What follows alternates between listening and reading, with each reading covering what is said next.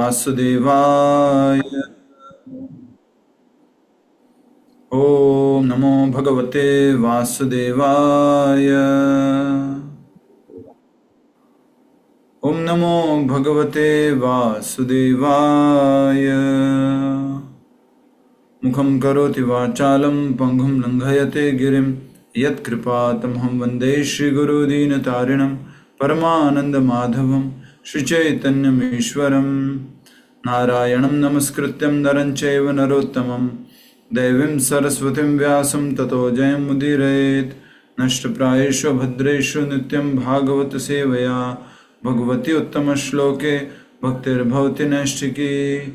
हरे कृष्ण कृष्ण कृष्ण हरे हरे, हरे राम राम राम हरे हरे। हरे कृष्णा। सभी भक्तों का पुनः स्वागत है आज के श्रीमद् भागवत कथा रूप कार्यक्रम में।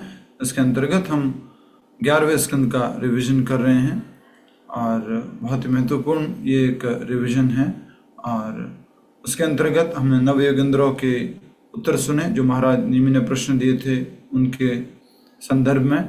और उसके बाद में भगवान श्री कृष्ण से उद्धव जी कुछ प्रश्न करते हैं और उद्धव जी को भगवान श्री कृष्ण आश्वासन देते हैं। और उद्धव जी कहते हैं कि मैं तो आपके साथ जाना चाहता हूँ, लेकिन भगवान कहते हैं कि नहीं, अभी मैं भी एक लीला समाप्त करूँगा, उसके बाद जाऊँगा इस भौतिक जगत से। और फिर उनके बीच में प्रश्न उत्तर होता है और एक प्रश्न होता है जिसके उत्तर के रूप में अवधूत ब्राह्मण के बारे में भगवान श्री कृष्ण बताते हैं।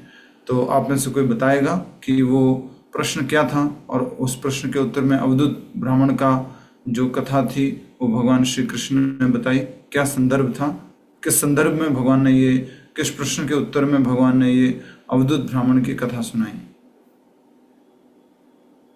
यस, कोई कोशिश कीजिए। इतना तो याद रखना चाहिए। हरे कृष्ण।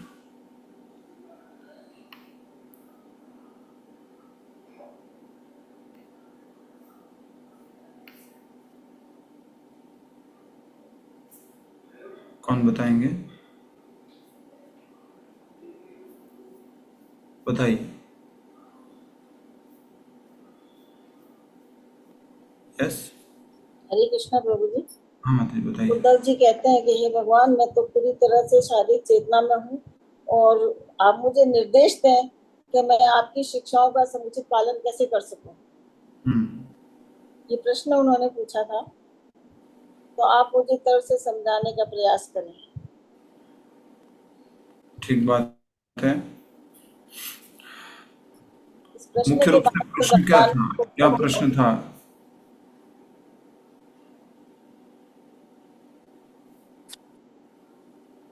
यस, कोई भी बताइए अब आप में से जल्दी से।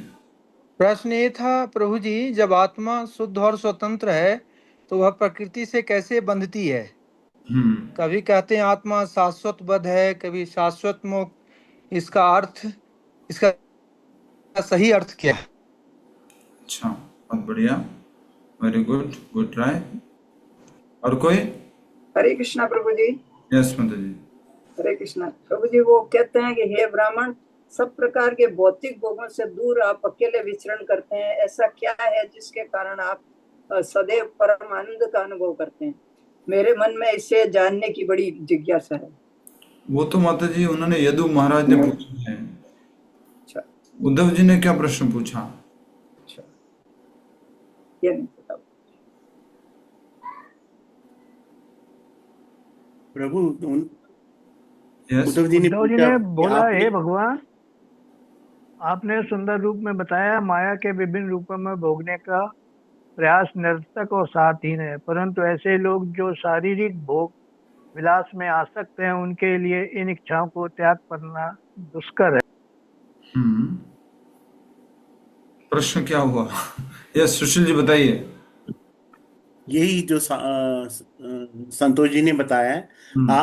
उद्धव बोलते हैं कि आपने बताया माया के विभिन्न रूपों को भोगने के प्रयास निरर्थक या सारहीन हैं, पर जो लोग शारीरिक भोग विलास में बहुत ज्यादा अटैच्ड हैं वो इनसे कैसे वो त्याग पा सकते हैं? हाँ। तब भगवान ने शुरू किया उसको, उनको वो यदु की कहानी, मतलब अवधूत की कहानी बतानी। अवधूत की कहानी, ठीक है, बहुत बढ़िया। और इस प्रश्न का उत्तर कौन नहीं दे पाया था? भगवान ने क्या बताया था?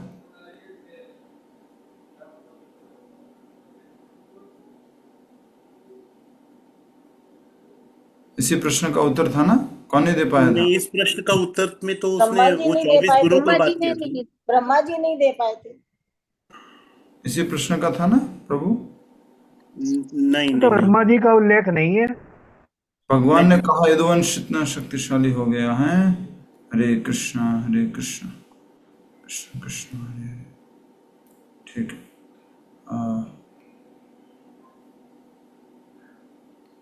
ये हम पढ़ रहे हैं यहाँ पर।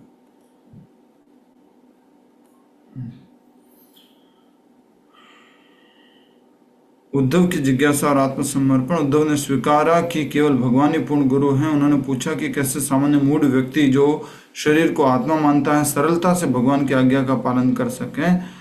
उद्धव ने भगवान से सरल व्यवहारिक शिक्षा की याचना की। ठीक है, धन्यवाद। वो वाला दूसरा प्रश्न था जो तीनों गुणों से परे होने वाला था, और वो ब्रह्मा जी से पूछा था चतुष्कुमारों ने, तो ब्रह्मा जी उत्तर नहीं दिए थे उसका। ठीक है, और हमने ये 24 गुरुओं के बारे में समझा था, और उसके बाद में हमने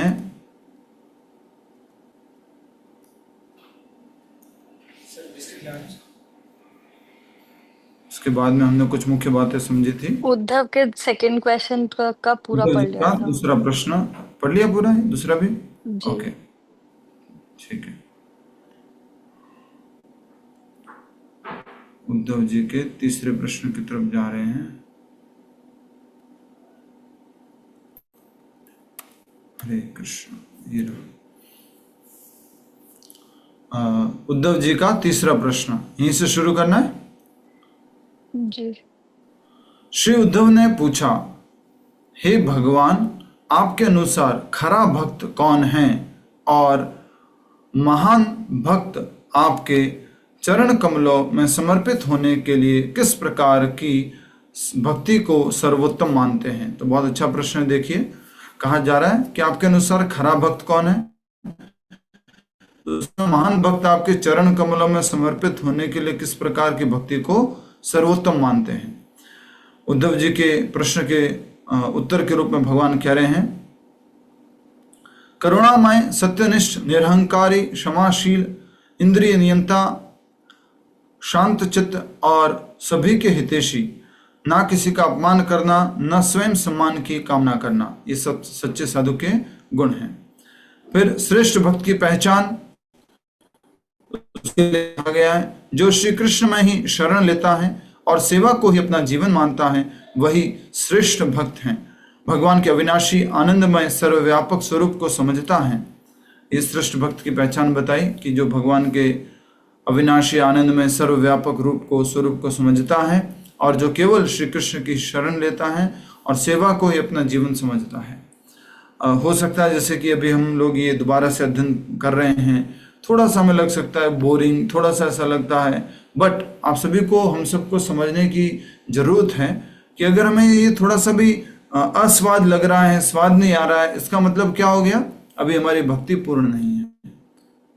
बार बार अगर हम श्रवण करेंगे और इच्छा होगी इसी को श्रवण करना है, अरे यहाँ पर क्या बताया जा रहा है? एक सच्चे भक्त के लक्षण बताए जा रहे हैं, श्रेष्ठ की पहचान बताई जा रही है। और अगर हम इसी को श्रवण करने में रुचि नहीं रख रहे हैं, इसका मतलब कहीं ना कहीं हमारे अंदर अभी भी बहुत सारे विकार हैं।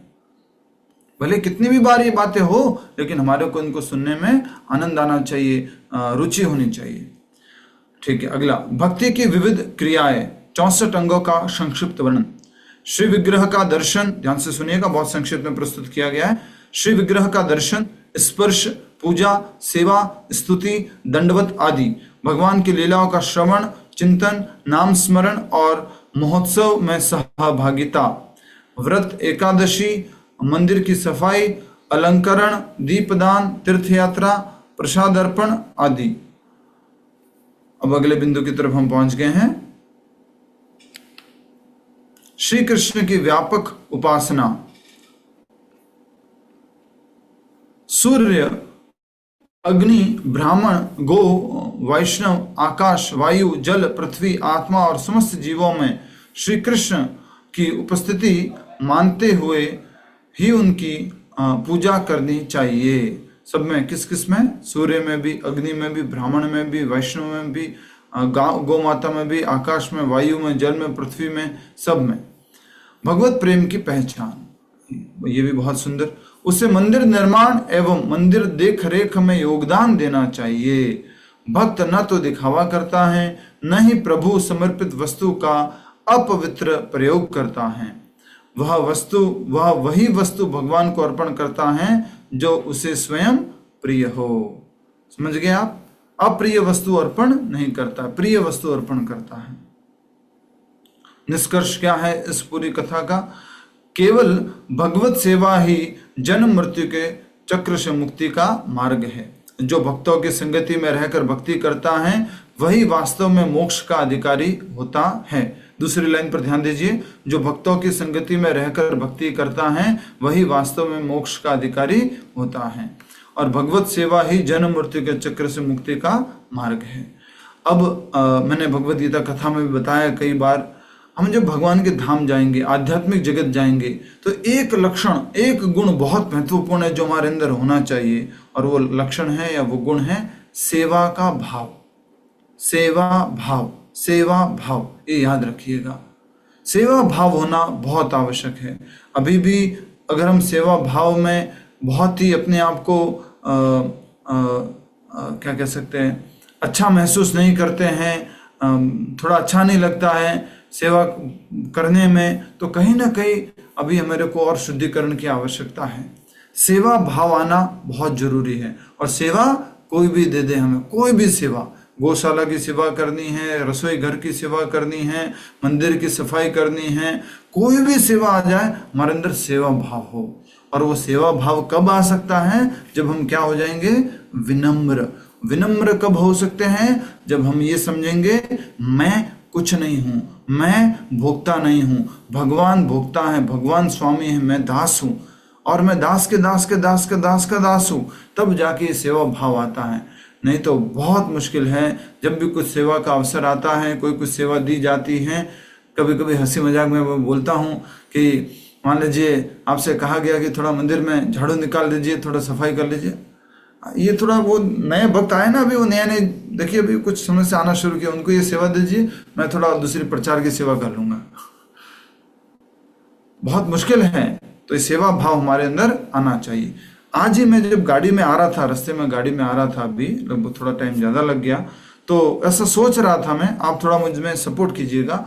अगर आप 5 दिन, 10 दिन, 15 दिन कुछ क्लास छूट गई आपकी, 20 दिन क्लास छूट गई आपकी, या किसी कारणवश से आप अटेंड नहीं कर पाए, और मंदिर भी नहीं जाना हो रहा था, कुछ नहीं हो पा रहा था, मात्र आप अपना जप जैसे तैसे पूरा कर रहे थे, तो आपको एक फर्क अनुभव होगा कि जब आप पुनः कथा ज्वाइन करते हो, पुनः भक्तों के संगति में आते हो, तो पूरा एक अलग ही प्रकार का अनुभव, एक अलग ही प्रकार की एक खुशी हमारे को अनुभव होती है। कोई ऐसा अनुभव व्यक्ति है यहाँ पर? शैलजा मित्तल जी, क्या अनुभव है आपका?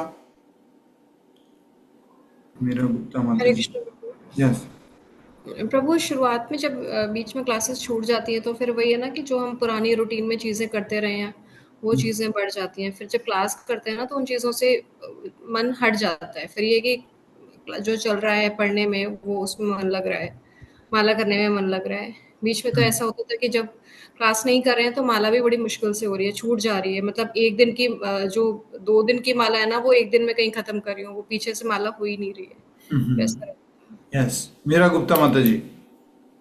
प्रभु जी, ऐसा लगता है कि भगवान से बहुत दूर हो चुके हुए हैं। भक्तों के संग में ही लगता है कि संग में है ज्यादा। ये संगति का बहुत महत्व है। यहाँ पर भी हमने यही महत्वपूर्ण बिंदु पढ़ा, जो भक्तों की संगति में रहकर भक्ति करता है वही वास्तव में मोक्ष का अधिकारी है। इसका एक और कारण मैं बताता हूँ। जो ऑनलाइन क्लास में एक डिफिकल्टी से हम बच जाते हैं। क्या डिफिकल्टी? एक डिफिकल्टी ये कि किसी के प्रति ईर्ष्या नहीं हो रही है, किसी के प्रति द्वेष नहीं आ रहा है। लेकिन अगर हम लोगों की कथा में बैठे रहते हैं, लोग सामने बैठे हैं और हमने देख लिया कि प्रभु जी जहां कथा दे रहे हैं उसके आगे पहली लाइन में कुछ लोग बैठे हुए हैं और वो बैठे बैठे क्या कर रहे हैं, डेली आगे बैठ जाते हैं और आकर के बस यूं सो जाते हैं। तो अलग अलग प्रकार से अलग अलग हमारे अंदर ईर्ष्या भाव द्वेष ये सब पैदा होता है। मैं बहुत बार कहता हूं, आज फिर से याद रखिएगा, पहला बात तो ये है भगवान के धाम में सेवा भाव है। दूसरा बात ये है कि भगवान और आप अकेले नहीं होंगे, भगवान और आप अकेले नहीं होंगे, भगवान होंगे, आप होंगे और शुद्ध भक्त और भी शुद्ध भक्त बहुत सारे होंगे। तो हमारे को उनके साथ में रहना आना चाहिए। और प्रभुपाद जी ने इसलिए इस संस्था बनाई है जिसमें कि आप भक्तों की संगति में रह सको, और कुछ मनमुटाव हो, कुछ हो तो आपस में क्या हो जाएगा, ये घर्षण हो जाएगा और आप शुद्धिकरण हो जाएगा, शुद्ध हो जाओगे और धीरे धीरे धीरे धीरे आप भक्तों की संगति में बिना ईर्ष्या के बिना द्वेष के रह पाओगे। ठीक है, आगे बढ़ते हैं। अगला बिंदु,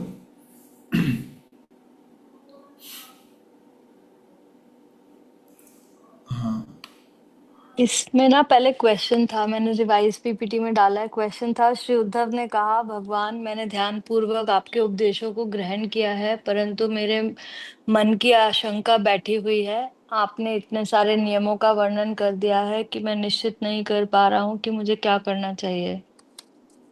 यस, जैसे भगवत गीता के 3 अध्याय में अर्जुन बोलते हैं, उसी प्रकार से उद्धव जी कह रहे हैं कि आपने बहुत सारे हमें विधि विधान नियम बताए हैं, लेकिन मैं नहीं निश्चित कर पा रहा हूं कि मैं करूं क्या। तो भगवान उत्तर दे रहे हैं यहाँ पर।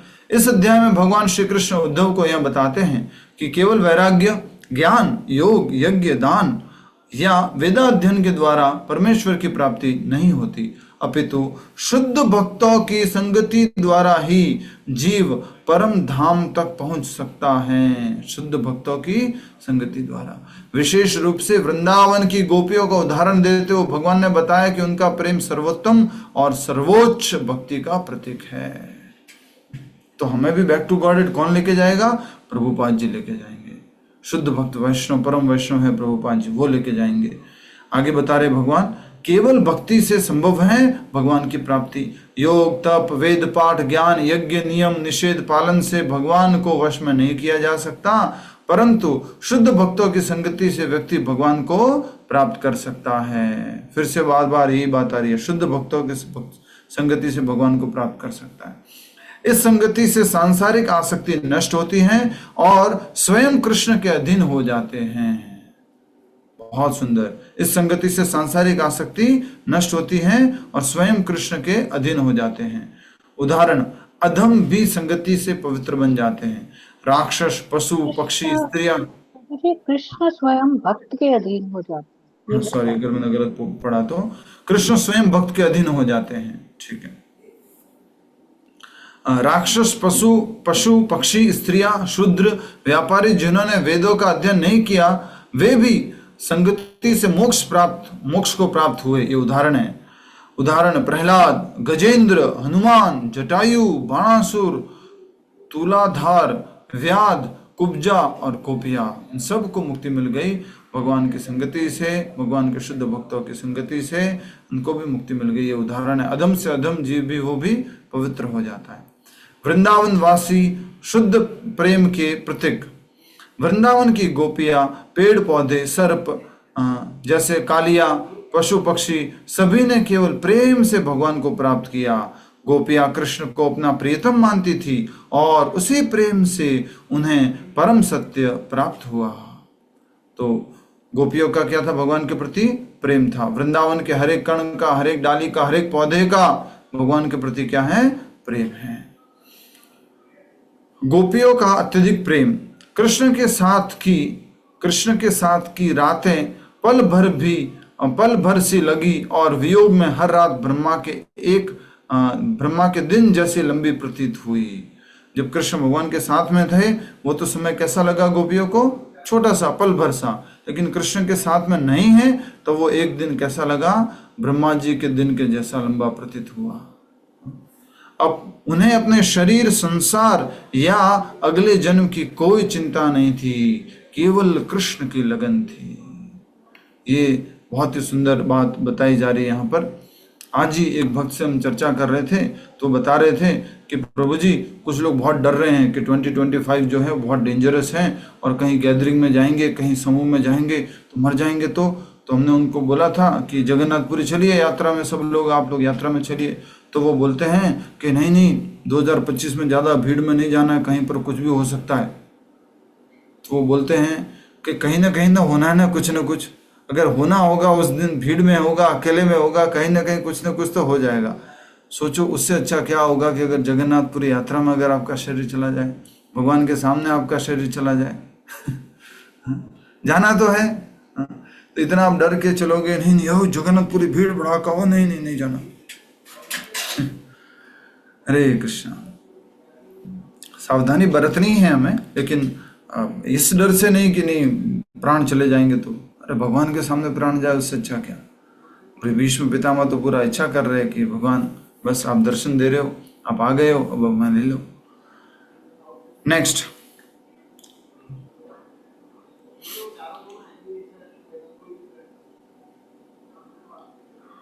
उद्धव जी के अगले प्रश्न से पहले ये छोटा सा और हमारा बिंदु रह गया है। भगवान श्री कृष्ण उद्धव को बताते हैं, दोबारा आ गया ये पॉइंट, रिवाइज पीपीटी लगा लीजिए ना, रिवाइज हो गया, ठीक है। भगवान की प्रेरणा, गोपियों का आदर्श अपनाओ।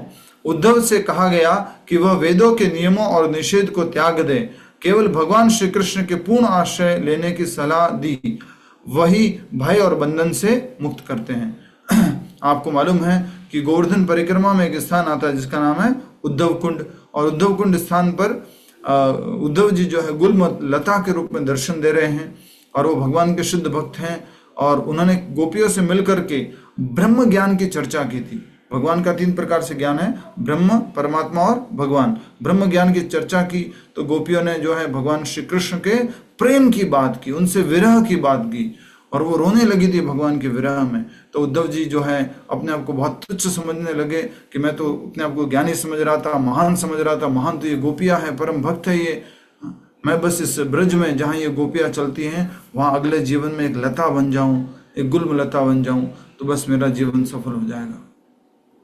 जो एक भजन है उसके लाइन का अर्थ वास्तव में आप लोगों को मालूम है तो बता सकते हैं। ये तो प्रेम की बात है उद्धव, बंदगी तेरे बस में नहीं है, कुछ इस तरह से है ना, किसी को आता है?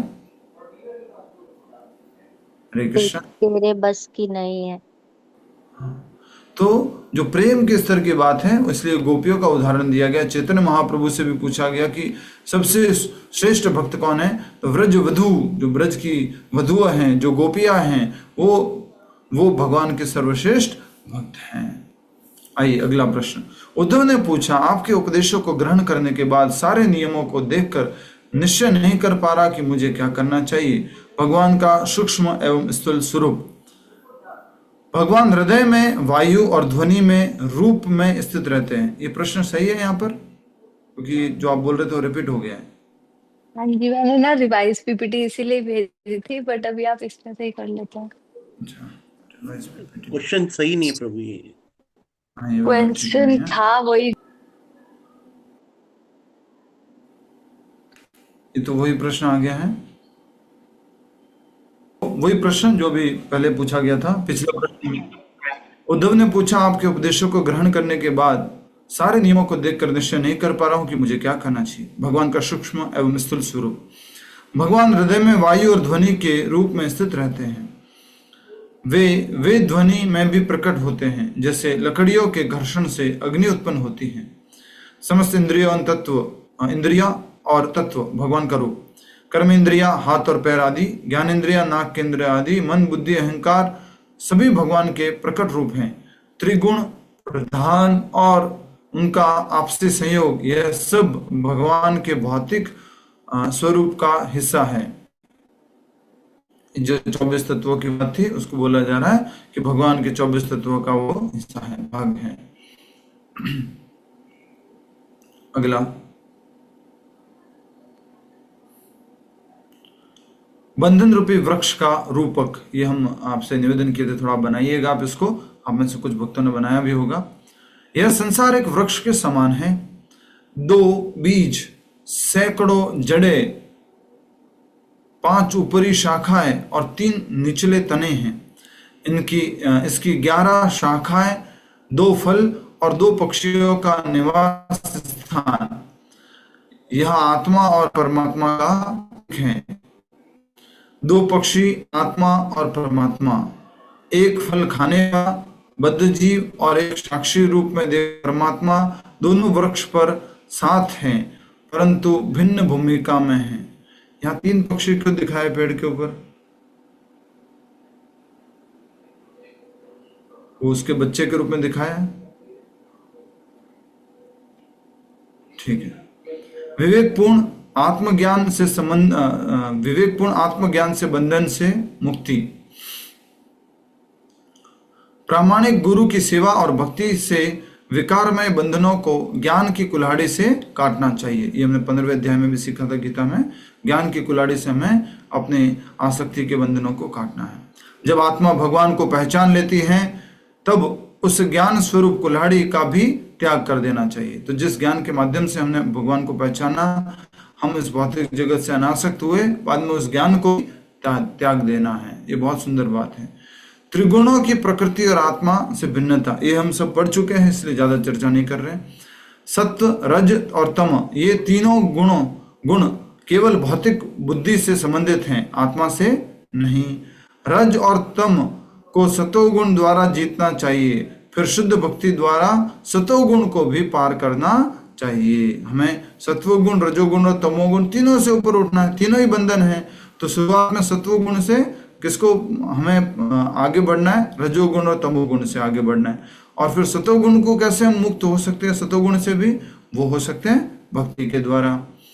अच्छे संग, समय, स्थान, जल, मंत्र, कर्म और संस्कारों के द्वारा सतोगुण की वृद्धि होती है। ये हमने आपको बताया था घर पे भी कैसे सतोगुण बढ़ाना है। आप में से कोई एक जना बताइए, घर पे सतोगुण कैसे बढ़ाना है?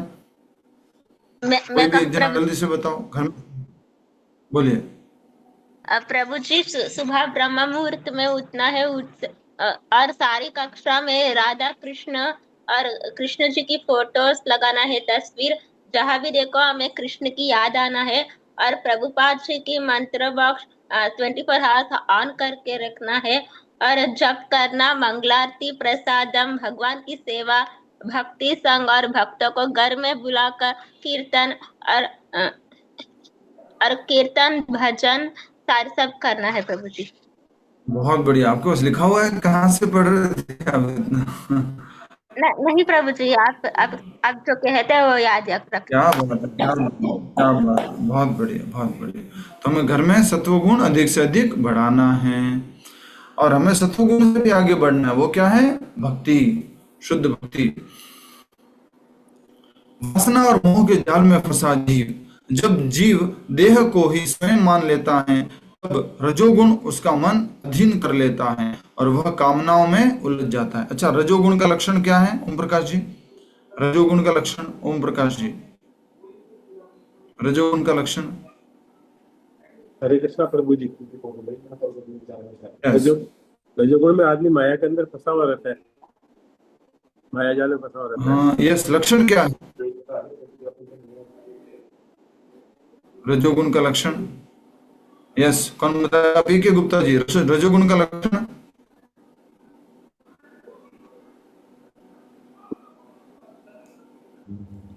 बहुत इच्छाएं करना, मेहनत करना।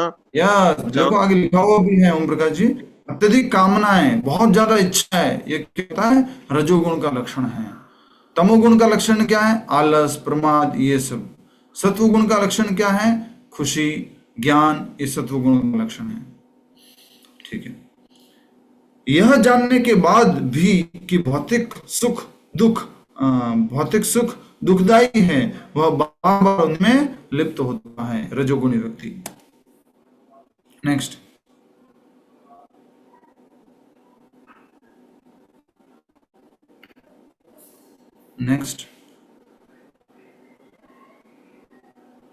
ये नेक्स्ट है। अगला प्रश्न, छठा प्रश्न।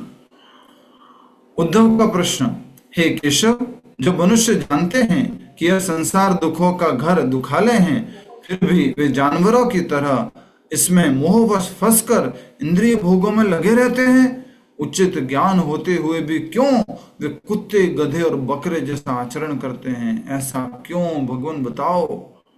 उनको मालूम है ये संसार क्या है? दुखालय है, दुख देने वाला है।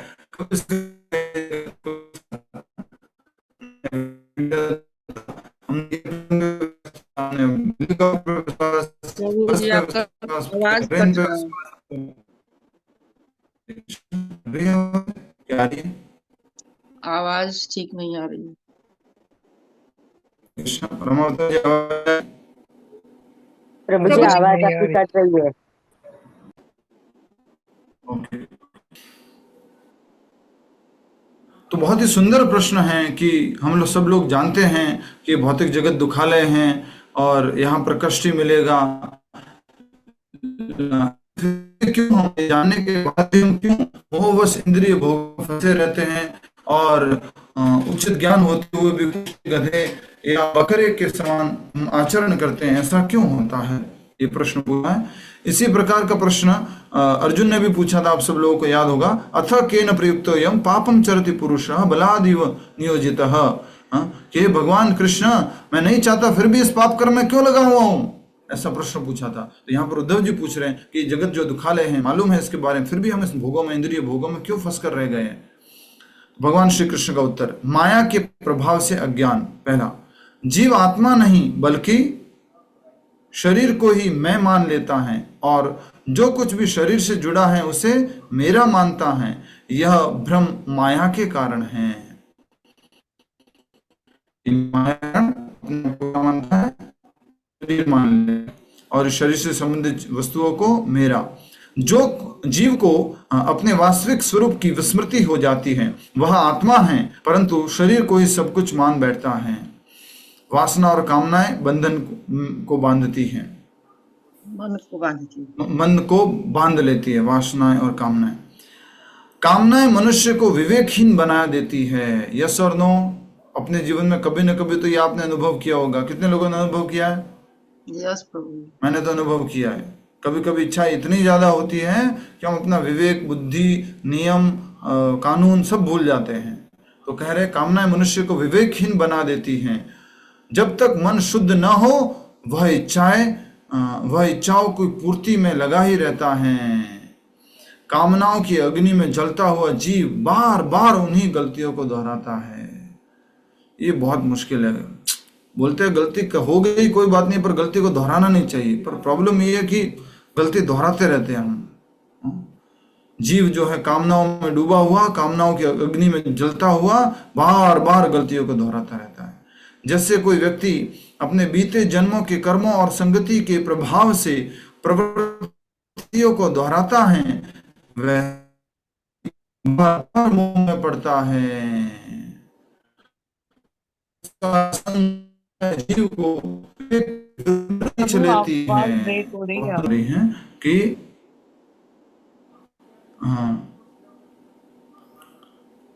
पुराने संस्कार, संग और इच्छाएं जीव को विवेक के विरुद्ध खींच ले जाती है। पुराने संस्कार समझ गए? पुरानी आदतें। ये रामावतार जी बीच में बताए थे, हम जब श्रीलंका यात्रा पर गए थे तब कुछ न कुछ पुराना हमारे को खींच लेता है। हमारे अंदर जैसा का जैसा संस्कार पड़ा हुआ है, इसको आवाज जीवन के पुराने संस्कारों से। आपसे अगर मैं पूछूं किसी व्यक्ति को अपने पुराने संस्कारों से बाहर निकालना है, पुरानी आदतों से अपने आप को बाहर निकालना है, अपनी प्रकृति से बाहर निकलना है, तो कैसे निकल सकता है? वो भगवान की भक्ति द्वारा निकल सकते हैं प्रभु जी। संग बदलने से, शुद्ध भक्तों के संग से निकल सकते हैं। संग से बदल निकल सकते हैं। संग भक्तों का संग करके निकल सकते हैं। यस, बहुत मुश्किल होता है कई बार ना भक्तों के संग में जाकर भी। जैसे मान लीजिए किसी को चोरी करने की आदत है ना, तो भक्तों के संगति में चला गया, भक्तों के आश्रम में चला गया, वहां जाके भी चोरी करता है, रसगुल्ला की तरफ वहां जाके भी चोरी करता है। किसके जैसे? रसगुल्ला के जैसे। ओके, वो याद आ गया। ठीक है, तो बहुत मुश्किल है इससे बाहर निकलना। जब तक उच्च स्वाद नहीं मालूम होगा ना, जब तक उच्च स्वाद में नहीं आसक्ति होगी, ये निम्न स्वाद, निम्न इच्छाएं और ये जो आदतें हैं, इनसे मुक्त होना बहुत बहुत मुश्किल है, बहुत मुश्किल है। वापस हम उन्हीं आदतों में, उन्हीं सब कुछ अपने कह सके कुसंस्कारों में फंस के रह जाते हैं। प्रभु जी, संगत के साथ साथ सेल्फ कंट्रोल भी बहुत जरूरी है। हाँ, वही तो है कि एक कुसंस्कार पड़ा हुआ है। किसका? कि खुद के ऊपर कंट्रोल नहीं है, उसका कुसंस्कार पड़ा हुआ है। और वो कैसे सुसंस्कार में बदले, कैसे हम उसके ऊपर नियंत्रण कर पाए, बहुत मुश्किल कार्य है ये। इसलिए बोला जाता है प्रकृति बदलना बहुत मुश्किल है। बड़े बड़े साइकेट्रिस्ट एक बात बोलते हैं, साइकेट्रिस्ट समझ गए आप, मनोवैज्ञानिक हो गए या जो मन की बीमारियों का इलाज करते हैं, वो लोग बोलते हैं एक बात। वो क्या बोलते हैं कि प्रभु जी हम दवाइयां दे करके बहुत कुछ बदल सकते हैं, बहुत कुछ चेंज कर सकते हैं, लेकिन ये एक चीज बदलना बहुत मुश्किल है, प्रकृति बदलना बहुत मुश्किल है। दवाइयां दे करके सब कुछ बदलने की कोशिश करते हैं, लेकिन प्रकृति नहीं बदली जा सकती।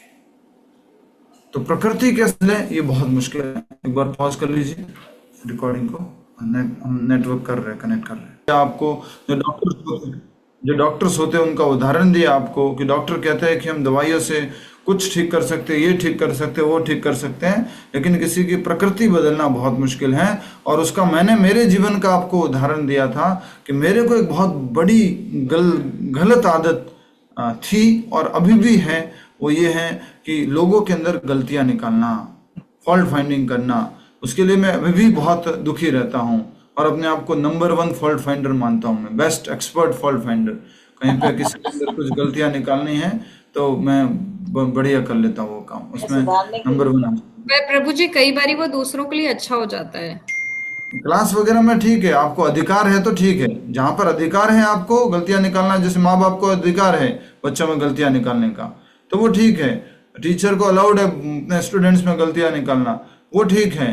लेकिन जहां देखो वहां बस अपनी आदत के कारण, आदत से मजबूर व्यक्ति जो है हर किसी में गलतियां निकालने लग जाता है, तो वो ठीक नहीं है, वो ठीक नहीं है। हम भी तो गुरु ही हैं, टीचर ही हैं। हम सब लोग कुछ ना कुछ अलग अलग आदतों में फंसे हुए हैं। आगे बढ़ते हैं। स्क्रीन शेयरिंग नहीं आया, मेरे डिस्प्ले पर नहीं आया है। हरे कृष्णा प्रभु जी।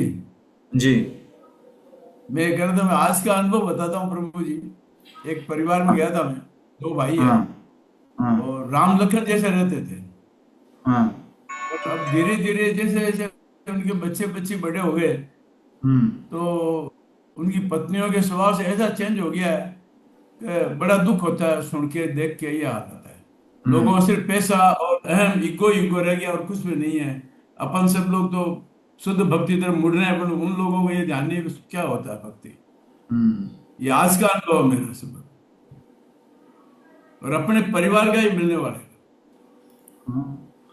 कुछ नहीं कर सकते। मैं बहुत दुख बुझाता हूँ। हाँ, ये परिस्थितियां ऐसी होती हैं, इच्छाएं ऐसी होती हैं, औरतें ऐसी भिड़ा देती है, सबको बड़ी तकलीफ पैदा कर देती है। माता जी बहुत सारी क्लास में आप बता रहे थे अपने आपके भाई की कहानी कि माँ ने कहा था मैं और शादी कर दूं, फिर आगे 2 तो 30 आगे क्या करेगी, फिर तकलीफ पैदा करेगी, वही बात हो गई।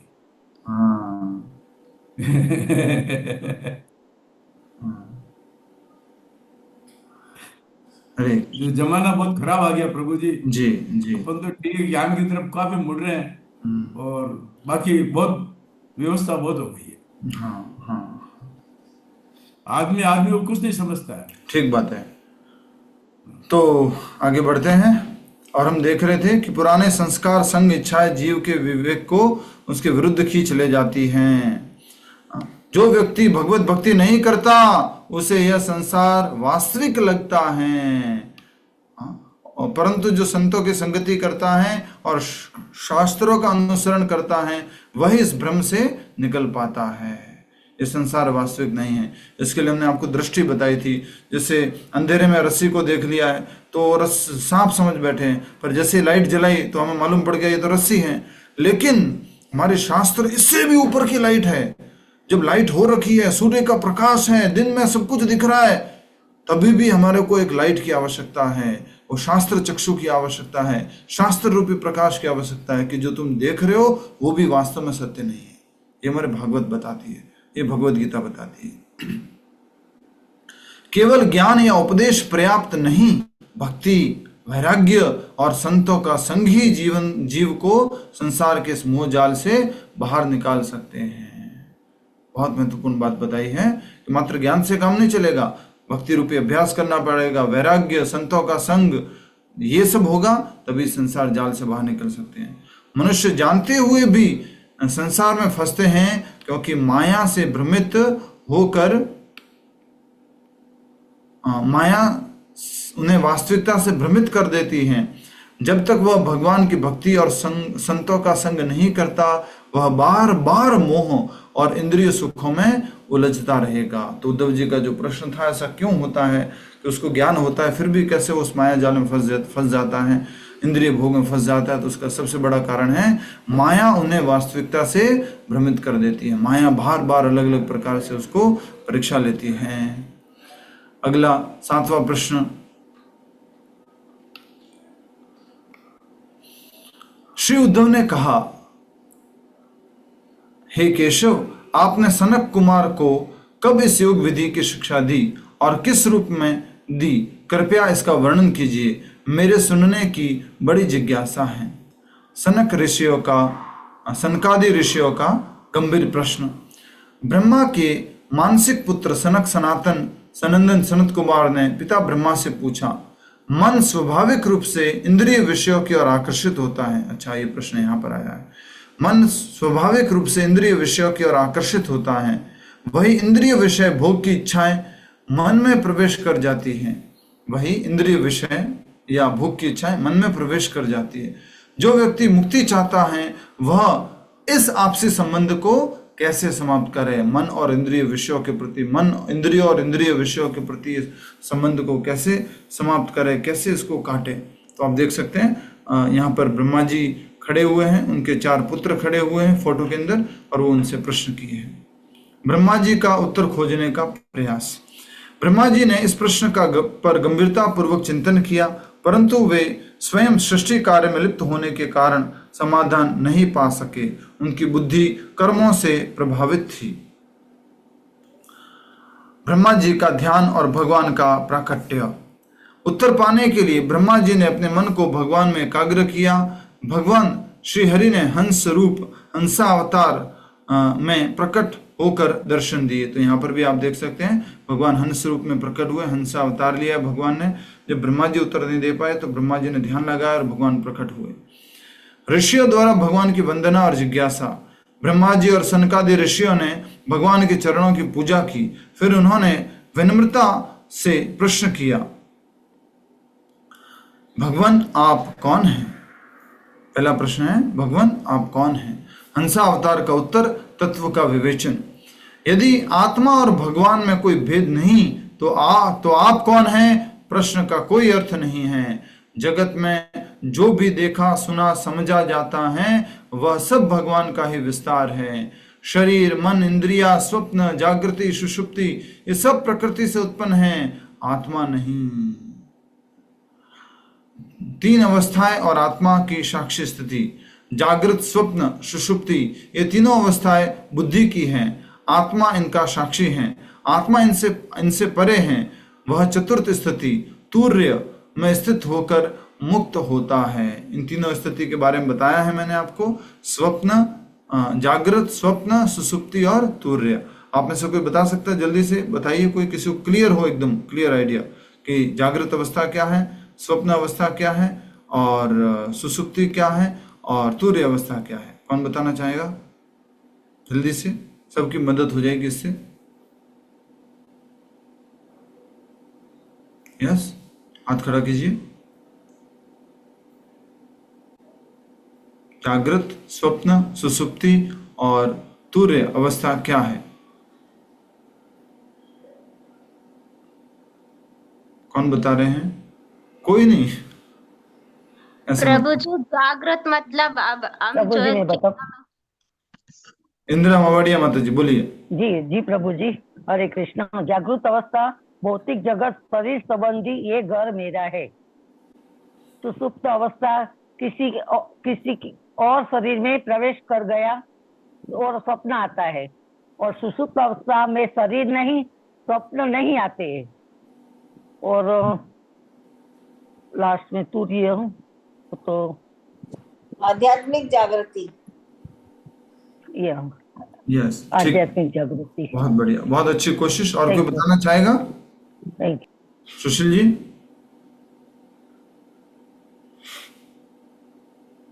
सुशील हरे कृष्ण प्रभु जी। हाँ बोलिए सुशील जी। इतना क्लियर नहीं है ये, मतलब I know the concept but बताने के लिए सबको। यस, कौन बताना चाहेगा? मोहिनी माता जी। हरे कृष्ण प्रभु जी। प्रभु जी, जागृत मीन्स जागा हुआ और सुषुप्त मीन्स सोया हुआ प्रभु जी, और सब मतलब कुछ जगह कुछ सोया, बीच का ही। माता जी आगे पीछे कर दिया क्रम भी आपने तो।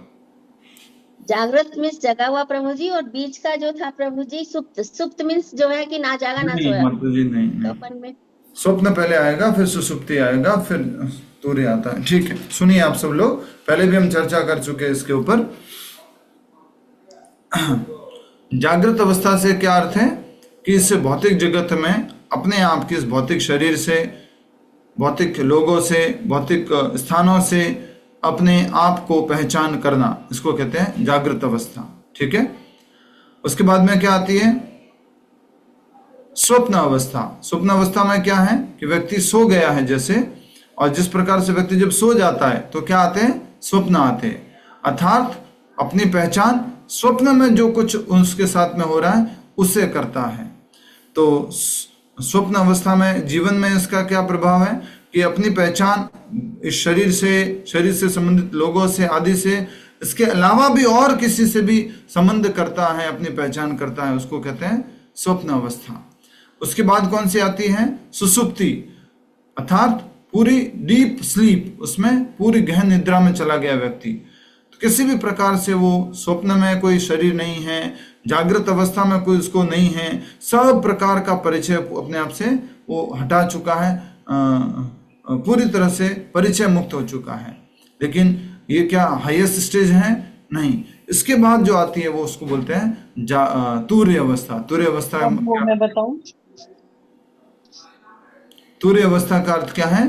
तूर्य अवस्था हो गया अपने आप को आत्म रूप में देखना, भगवान के अंश के रूप में देखना, और आत्मा के रूप में जो है वो जानना कि मैं भगवान का शाश्वत अंश हूँ, भगवान के साथ मेरा शाश्वत संबंध है। ये जो है तूर्य अवस्था।